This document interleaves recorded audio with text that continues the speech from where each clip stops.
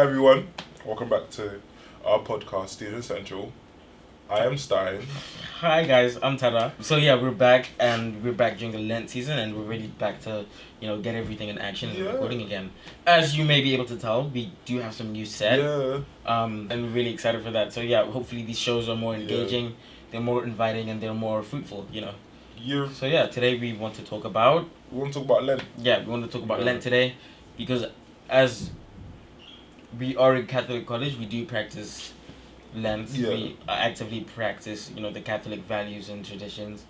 I think the biggest takeaway from Lent is sacrifice. Yeah, it's a big whole 40 days of not doing something that you like. Biggest takeaway from Lent is sacrifice. Yeah. What's something you gave up for Lent? Sweets. You gave up sweets? Yeah. Why? I know. Now I realize it. Sweets actually take up all my money. Like legit. Okay. I'll eat like 2 Haribo packets a day. Oh. What about you? Something I gave up over Lent was fizzy drinks. But obviously, during this period of sacrifice, there are temptations, but I didn't, and I'm proud that I didn't. Yeah. I really want to, cut off energy drinks and fizzy drinks because obviously sugar is not all that good for your body. I mean, your body does need sugar, but too much of sugar can cause problems in your body. Yeah. There's so many chemicals in fizzy drinks, and I mean, I think I don't want to say I'm addicted because obviously I'm not. I just have a lot of fizzy drinks a lot of the time, and it's not healthy for me. Unless it's like an event but obviously even at an event because it's Lent, that same principle of sacrifice, that same principle of, letting something go because, you're remembering the true meaning of Lent. I am sacrificing it because it is like a good thing to sacrifice for Lent as a Christian as well. But it's also for myself too, saying that I do spend a lot of money on sweets and so I just have to calm it down a bit. Yeah, that is true. But tying that back to Lent, how do you think this entire practice helps you at the end of the day? Letting go something or sacrifice or, practice of Lent in general. Just learn to depend on yourself, innit? Because a lot of the stuff that we sacrifice for Lent is stuff that we depend on, stuff that we really like music or this type of food or drink, innit? So we depend on it a lot. Because if you depend on that instead of depending on Christ, obviously. Yeah, or just depend on yourself in general, innit? Because let's say I said go to the gym, right? Yeah. You say you don't know if you'll perform the same if you don't have the Red Bull or the Tyson Fury. Mm-hmm. But you don't know that yet until you sacrifice it. Mm-hmm. And when you see that, I can perform without it, then you start to depend on yourself more, being like, I don't need it anymore. I just need to go and do my thing and just leave, innit? Mm-hmm. So just knowing yourself, help you depend better on yourself than depend on outside external sources as well. Yeah.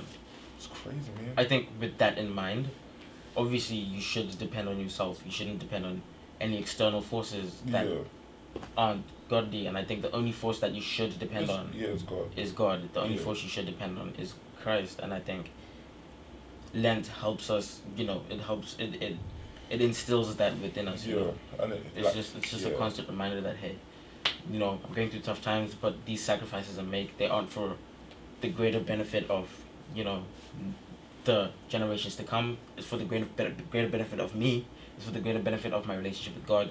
For the greater benefit of my relationship with Christ.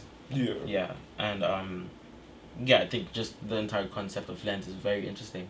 Yeah, it is very, because of course it stems from when Jesus was in the desert for 40 days. Mm-hmm. And that's why it all stems from. That's why we start Christ for 40 days. Yeah. Mm-hmm. But yeah, just it is an example. Lent is more it does all depend on sacrifice, because of course God sacrificed himself by putting himself in the desert for 40 days and 40 nights. So sacrificing himself for 40 days is a way of paying, not paying him back, but trying to be more. It's us with God. Him, sacrificing ourselves with him because he did the same for us. Yeah. Yeah. It's like that, man. CTK does have a big Lent walk. Lent walk, Yeah, you went to that last year. Yeah, I did last year, innit? So, how was it? So basically, we started here, innit? We walked to CTK Lewisham, and then we walked to CTK Aquinas. Here being St. Mary's, obviously, yeah. Yeah, we walked all the way there, innit? It was an experience, don't get me wrong, it was very tiring. Yeah. But it was a nice experience, bond with people that you walk with and all that. Yeah. It was very fun, and I feel if you are, people should do it more. But I realised that, you don't really, when you're doing something for a good reason, you don't really think of the negatives. That's sort of a big thing as well. Of course, walking from here to Aquinas is very long. Yeah, it is.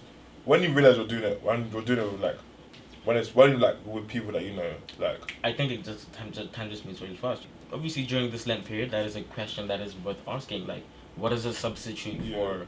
Because just getting rid of something will make you want to go back to it more. Yeah, when you have something in place. There's this really, I don't know if it's a quote or a phrase, but a really good teaching is, if you want to get rid of a habit, you need to find a substitute instead of. That's better than. Yeah, you need to find a healthy substitute instead of getting rid of it at all. So don't get rid of bad habits and leave it there. Get rid of bad habits by instilling a good habit. Yeah. Work on a skill, work on a talent, work on a hobby. You know. But for me, it's more of cooking. I'll be so real with you. Cooking? I cook a lot. Yeah. And obviously, in this season of Lent, do you think having to sacrifice something, do you think that's helped you enhance your skills? Like, have you been putting more effort into either basketball or work or school? I mean, the first, because of this whole sweets thing, I would always eat sweets before I play basketball. Mm-hmm. Like, the first few times I was like bare tired and I had no energy, but after a while I was like, oh, it's just the same thing. Yeah. So it's just more of like, it did teach me how like to depend on myself more instead of like on sweets more. Well, I found alternatives, but after that, then it was just good, innit? Yeah, I think also another thing on depending on yourself, obviously, is the accountability that comes with it. How I can be responsible of my own actions doing that. I think that's also a really good thing that Lent helps us people with. Yeah. But like, all in all, Lent is a really good time to spend time with yourself and with God and to really reflect and, you know, strengthen that broken relationship with God if you have. Strengthen that broken relationship with your friends or your family if, you know. Yeah. But yeah, that was great. I mean, any last words about Lent? Yeah, it's not like, I get it's like a Christian thing, but like even if you're not Christian, you should try it. Yeah. Because it's like you don't know what you can do. You don't know what you could find in that experience. Because it is an experience and a half, honestly. Yeah. But yeah, thank you so much for watching. Hope to see you at the Land Walk, obviously. I'll be there. You'll be there. Many other people will be there, and we are gonna have a lot of fun. Yeah. But yeah, thank you for watching, and we will see you.